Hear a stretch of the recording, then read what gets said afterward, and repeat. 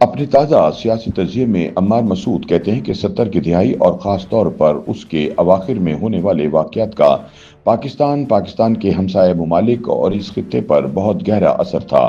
یوں لگتا تھا کہ اس وقت ایک نیا ورلڈ آرڈر لکھا گیا جس نے دنیا کی شناخت، ہیت اور حیثیت ہی کو تبدیل کر دیا۔ ان سیاسی اور جغرافیائی تبدیلیوں کے اثرات زیادہ تر منفی رہے، لیکن پاکستان، ایران، بنگلہ دیش، افغانستان میں 70 کی دہائی کے آخر تک بہت کچھ بدل گیا تھا۔ آج مڑ کر دیکھیں تو لگتا ہے کہ کسی نے دنیا کو نقشے پر لال رنگ کے دائرے لگا کر ملکوں کے نصیب ہی بدل دیے تھے۔ عمار مسعود کہتے ہیں کہ سب سے پہلے پاکستان کی بات کرتے ہیں۔ ذوالفقار علی بھٹو دور کے آخری دن تھے۔ ان کی حکومت کے خلاف 9 ستارے گردش میں آ چکے تھے۔ ملک بھر میں یورش جاری تھی۔ الیکشن نتائج آنے کے بعد دھاندلی کا شور مچ رہا تھا۔ بھٹو صاحب حالات کو قابو کرنے کی کوشش کر رہے تھے، مگر یوں لگتا تھا کہ کوئی نادیدہ ہاتھ حالات کو پہلے سے زیادہ خراب کر رہا تھا۔ ہر آنے والا دن افواہوں خدشات سے بھرا ہوا تھا۔ اسی اسنا میں اچانک خود ساختہ مرد مومن، مرد حق ضیاء الحق عرف یک نے 5 جولائی 1977 کو بھٹو حکومت کی بساط الٹ دی تھی۔ تب 9 ستاروں کو پتہ چلا کہ وہ تو ایک جرنیل کے ہاتھوں استعمال ہوئے ہیں۔ ضیاء الحق کے آنے کے بعد پاکستان بدل گیا۔ اس سے پہلے پاکستان ایک ترقی کرتا ملک تھا۔ دنیا ہماری معیشت کی تعریف کرتی تھی، مگر پھر ہم افغان جنگ میں استعمال ہوئے، اپنے ملک کو برباد کیا۔ کلاشنکوف کلچر، دہشت گردی، لسانی سیاست اور ہیروئن کو اپنے ملک میں بسایا، سماج کو تباہ کیا گیا۔ اور جب یہ کام حضرت ضیاء الحق نے تسلی بخش طریقے سے کر دیا تو ایک دن ان کا جہاز ایک دھماکے سے فضا میں پھٹ گیا اور موصوف جل کر بھسم ہو گئے۔ لیکن اس دور میں آنے والی تبدیلیوں کے اثرات اب تک پاکستان کو چاٹ رہے ہیں۔ عمار کہتے ہیں کہ دوسری جانب ایران کے حالات دیکھیں۔ اسی دہائی میں ایران میں شاہ کی حکومت کمزور پڑ رہی تھی۔ امام خمینی کے ظہور کا زمانہ قریب آ رہا تھا۔ تہران کی ہر دیوار پر مرگ بر امریکہ اور درود بر خمینی کے نعرے لکھے تھے۔ پاسداران انقلاب کا بیج رکھا جا چکا تھا۔ شاہ کا تخت لرز رہا تھا۔ پھر ایک دن وہی ہوا جس کا شاہ کو ڈر تھا۔ انقلاب لانے والوں کی صبر کا پیمانہ لبریز ہو گیا۔ شاہ ایران نے 16 جنوری 1979 کو فرار ہونے کو غنیمت جانا۔ امام خمینی نے پہلے دور اقتدار کو ختم کر کے اسلامی حکومت کی بنیاد ڈالی۔ یہ وہ تبدیلی تھی جس کا ایران پر آج تک اثر ہے۔ اس تبدیلی سے پہلے ایران ایک امیر، ترقی یافتہ ملک تھا۔ اس کی معیشت مثالی تھی۔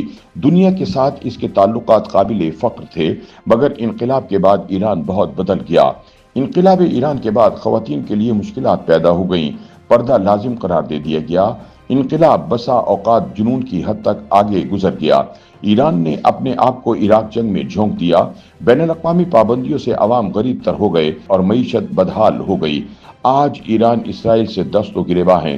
سب مسلم ممالک کی ہمدردیاں ایران کے ساتھ ہیں، مگر ایران اس جنگ میں خود اپنا دفاع کرنے میں بری طرح ناکام ہو رہا ہے۔ اگر ہم بنگلہ دیش کی جانب توجہ کریں تو شیخ مجیب الرحمان، جسے لوگ قوم کا باپ کہتے تھے، اسے قتل کر دیا گیا۔ اگست 1975 میں ہونے والی اس واردات میں شیخ مجیب کے خاندان کو چن چن کر قتل کر دیا گیا۔ شیخ حسینہ واجد لندن میں ہونے کی وجہ سے زندہ بچ گئیں۔ اس کے بعد جنرل ضیاء الرحمان نے مارشل لا لگا دیا۔ یہ بنگلہ دیش کے لیے بہت بڑی تبدیلی تھی۔ اس کو پاکستان سے الگ ہوئے 4 سال ہی ہوئے تھے کہ اختلافات نے پوری قوم کو چاٹ لیا۔ بنگلہ دیش میں جنرل ضیاء الرحمان نے اقتدار سنبھالا اور خود ساختہ ترامیم کے ذریعے 5 جولائی 1977 کو صدر بھی منتخب ہوئے۔ انہوں نے بنگلہ دیش کی معیشت کو بہت سنبھالا دیا۔ ان کا بھی قتل ہو گیا، جس کے بعد جنرل حسین ارشاد کا دور آیا جو 90 تک چلا۔ لیکن جو کچھ بنگلہ دیش میں 70 کی دہائی میں ہوا، اس کے اثرات بہت دیر پر رہے۔ آج اسی وجہ سے بنگلہ دیش بحرانوں کا مرکز ہے۔ عمار مسعود کہتے ہیں کہ 70 کی دہائی میں خطے میں سب سے بڑی تبدیلی افغانستان میں آئی۔ نور محمد ترکی اور حفیظ اللہ امین کی حکومتیں ریت کی دیوار ثابت ہوئیں۔ روس نے 24 دسمبر 1979 کو افغانستان پر حملہ کر دیا۔ پاکستان اس لڑائی میں امریکی تائید سے کود پڑا۔ دنیا کی ایک بڑی جنگ اس خطے میں لڑی گئی۔ دنیا کی سب سے بڑی سپر پاور کو شرمناک شکست ہوئی۔ جنگ کے بعد افغانستان طالبان کے قبضے میں آ گیا اور پوری دنیا کے لیے خطرے کی علامت بن گیا۔ اس سے پہلے کا افغانستان پرامن بھی تھا और मॉडर्न भी। यहाँ तरक्की भी हो रही थी और अवाम भी खुशहाल थे। जंग ने पूरा मुल्क और खित्ता ही बर्बाद कर दिया। 70 की दिहाई गुजर गई और अब 2025 है, लेकिन दुनिया में कुछ ऐसे वाकयात हो रहे हैं जो बताते हैं कि 70 की दिहाई के जख्मों पर मरहम रखा जा रहा है। अफगानिस्तान में एक ऐसी हुकूमत आ गई है जो दरे-पर्दा तालिबान से छुटकारा चाहती है। बांग्लादेश में हसीना वाजिद का जालिमाना दौर बीत गया। ईरान में रिजीम चेंज की आवाजें आ रही हैं और अगर ईरान इसराइल से मार खा गया तो मौजूदा ईरानी हुकूमत को अपने लिए कायम रखना नामुमकिन हो जाएगा। पाकिस्तान में भी बहुत तब्दीली आ चुकी है।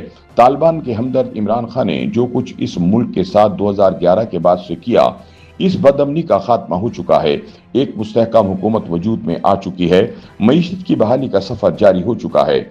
अम्मार मसूद कहते हैं कि यूं लगता है कि 70 की दिहाई की गलतियों से सबक सीख कर दुनिया को एक नया वर्ल्ड ऑर्डर दिया जा रहा है, जिसमें मईशत और अवाम की बहाली बुनियादी जुज्व है। शिद्दत पसंदी और दहशत गर्दी के खिलाफ सब इकट्ठे हो रहे हैं। अगर दुनिया इसी तरह जुल्म से नफरत करती रही तो याद रखिए इसराइल का जुल्म भी नहीं रहेगा।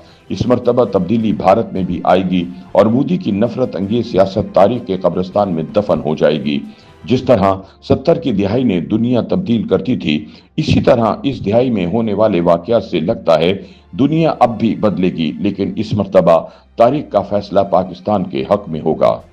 YouTube पर गूगली न्यूज देखने के लिए youtube.com की सर्च बार में गूगली न्यूज टीवी टाइप करें। गूगली न्यूज के पेज पर सुर्ख रंग के सब्सक्रिप्शन वाले बटन पर क्लिक करना ना भूलिए। YouTube पेज पर अपलोड होने वाली वीडियोस से बाखबर रहने के लिए बेल आइकन पर क्लिक कीजिए। आपको हर नई वीडियो के बारे में नोटिफिकेशन मौसूल हो जाएगा।